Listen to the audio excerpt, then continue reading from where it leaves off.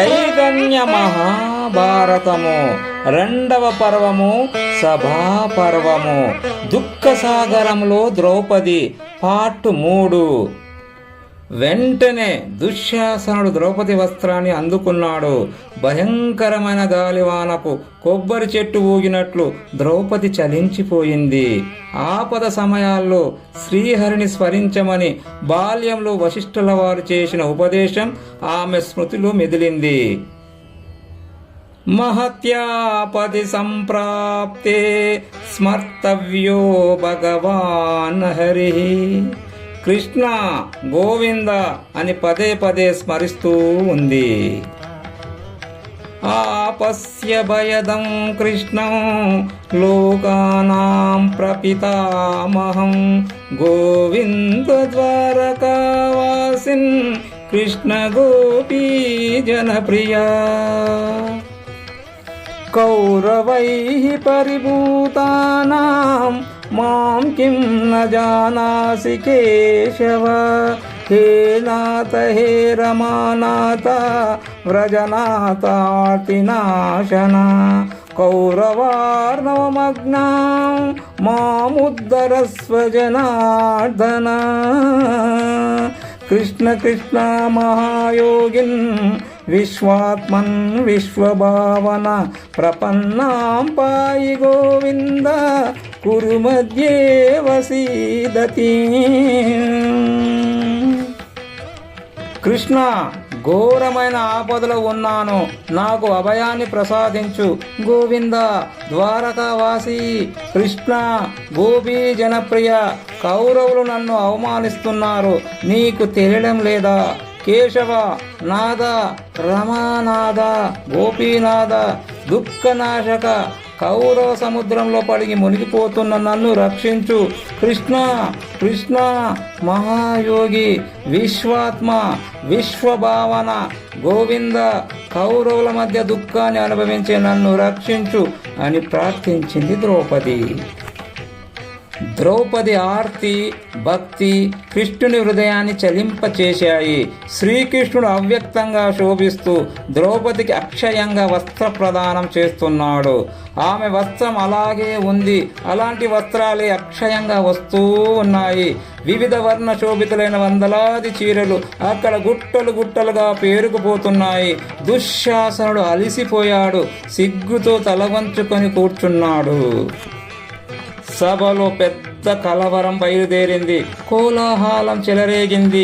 ఈ అద్భుత దృశ్యములు గాంచి సదస్సులు పులకాంకితులయ్యారు.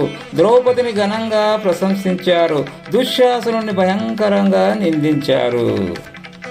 భీమసేనుడు లేచి నిలబడ్డాడు. క్రోధారుణ జ్వాలలు నేత్రాల నుండి ఎగిసి పడుతున్నాయి. పిడికిలి బిగించి ప్రతిజ్ఞ చేశాడు. ఓ సభాసదులారా, భూపతులారా, నా ప్రతిజ్ఞ వినండి. ఇలాంటి ప్రతిజ్ఞను గతంలో ఎవ్వరూ చేసి ఉండరు, ఇక మీద చెయ్యరు కూడా. భరత వంశానికి కలంకాన్ని తెచ్చిపెట్టిన క్రూరుడు ఈ దుశ్శాసనుని రాబోయే యుద్ధంలో ఎదను పగలగొట్టి గుండెలు చీల్చి వీడి రక్తాన్ని వేడివేడిగా పీల్చేస్తాను. ఈ ప్రతిజ్ఞను నేను నెరవేర్చలేకపోతే నా పితృదేవుల సద్గతి నాకు నశించుగాక అని భీముడు ప్రతిజ్ఞ చేయగానే సదస్సులందరూ భీముని ప్రశంసించారు, దుశ్శాసనుని తీవ్రంగా నిందించారు. విదురుడు లేచి నిలబడ్డాడు. రాజులారా, వీరులారా, ధర్మభిక్ష పెట్టమని ద్రుపదనందిని సభా మధ్యంలో నిలిచి అర్థించింది.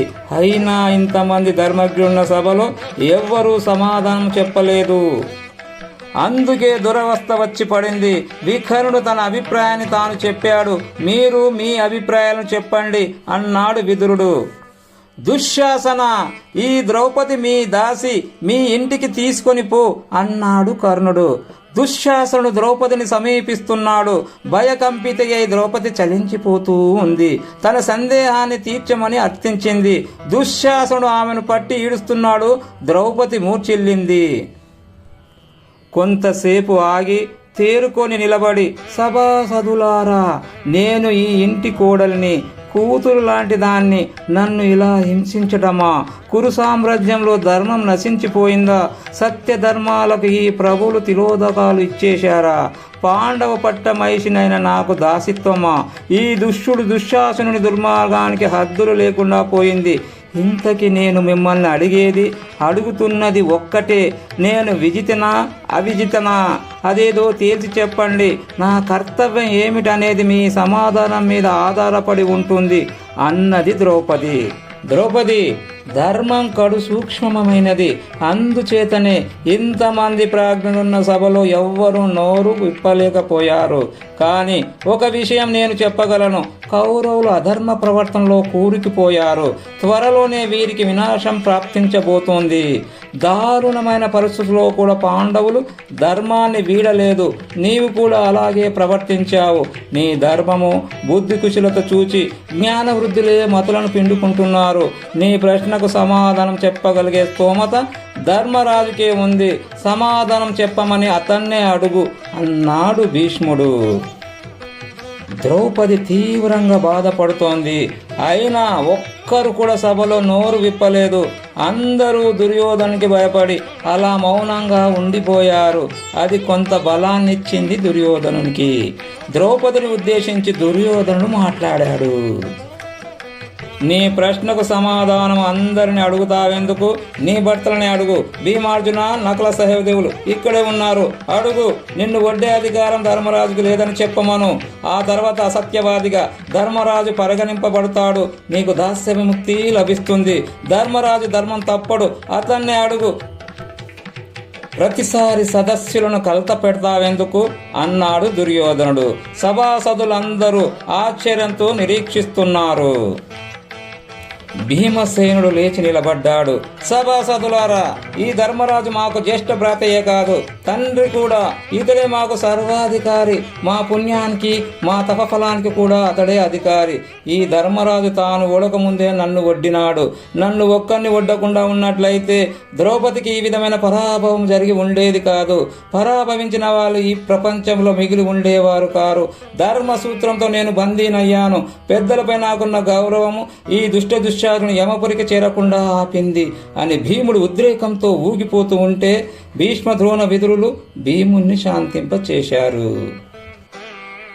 ద్రౌపది, పాండవులకు నీపై ఏ అధికారమూ లేదు. కౌరవులే నీ ప్రభువులు. జూదంలో నిన్ను పనంగా పెట్టని పతిని నీవు ఇప్పుడు స్వేచ్ఛగా ఎన్నుకోవచ్చు.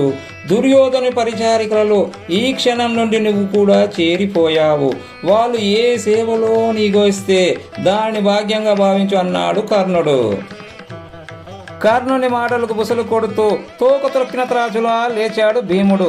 యుధిష్ఠిరుడు అతనిని శాంతింప చేశాడు. అగ్రజ, ఈ సూతపుత్రుల మీద నాకు కోపం లేదు. నీవు ద్రౌపదిని పనంగా ఓడి ఉండకపోతే వీళ్ళు ఇలాంటి దారుణానికి ఒడికట్టేవారా అన్నాడు భీముడు.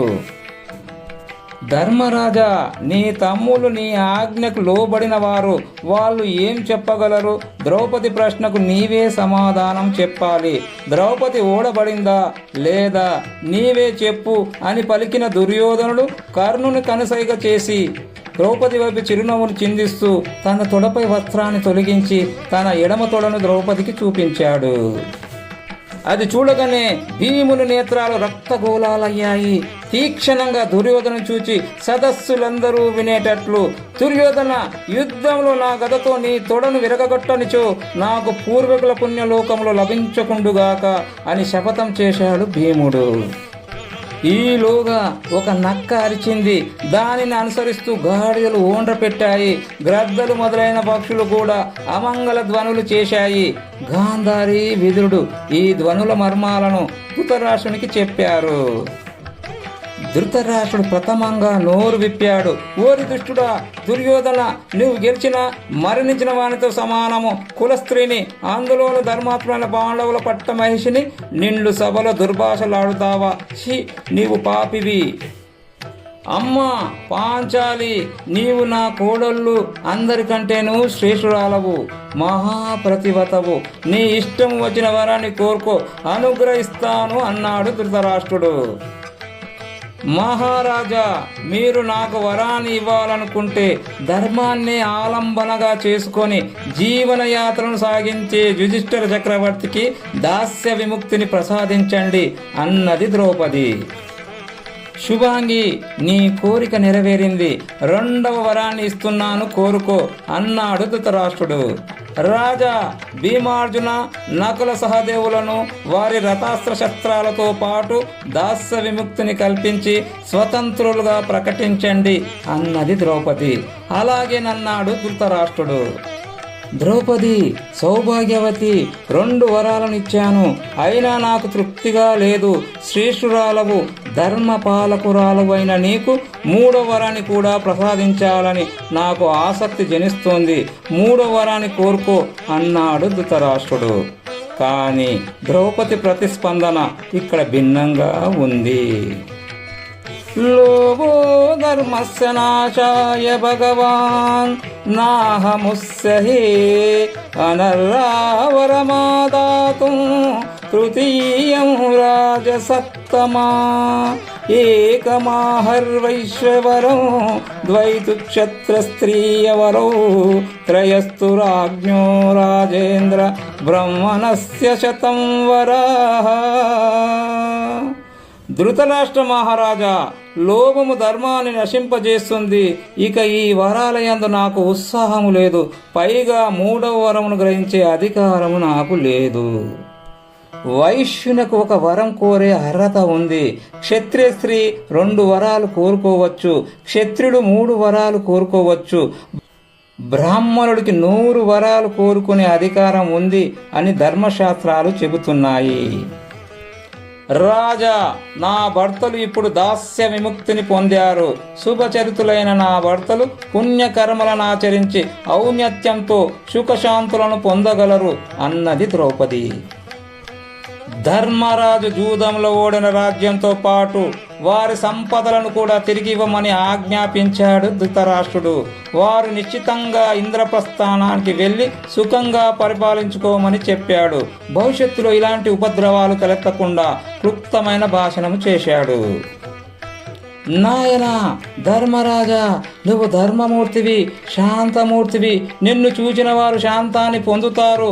నీ మాట ఆలకించిన వారు ధర్మ ప్రవర్తనలై చరిస్తారు. ధర్మ సూక్ష్మాలన్నీ నీకు తెలుసు. ఎందరో మహాత్ములను సేవించావు. వినయ విధేయతలను ఆభరణలుగా ధరించి శోభించావు. జరిగిన వైపరీత్యాన్ని జ్ఞాపకము పెట్టుకోకు. మంచి మనసు గలవాడివి. చెడును పూర్తిగా మరచిపో. ఉత్తమ మానవులు సద్గుణాలను స్తుతిస్తారే కానీ దుర్గుణాలను పట్టించుకోరు. వైరవ భావం లేకుండా చరించేవారే శ్రేష్ఠ మానవులు. ధర్మరాజా, ఈ సభలో ధర్మాత్ముడైన నీవు మహాత్ముడుగా శోభించావు. దుర్యోధని పరుష వాక్యాలను మనసులో పెట్టుకోకు. నేను గ్రుడ్డివాణ్ణి. గాంధారి మీ పెద్ద తల్లి. మమ్మల్ని మనసులో పెట్టుకొని దుర్యోధనుని దురాగతాలను మరచిపో.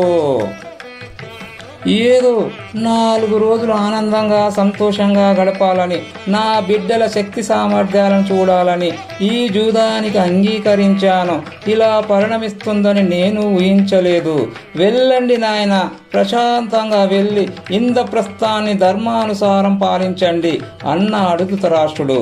పాండవులు ద్రౌపదితో కూడి ఇంద్రప్రస్థం బయలుదేరి వెళ్ళారు.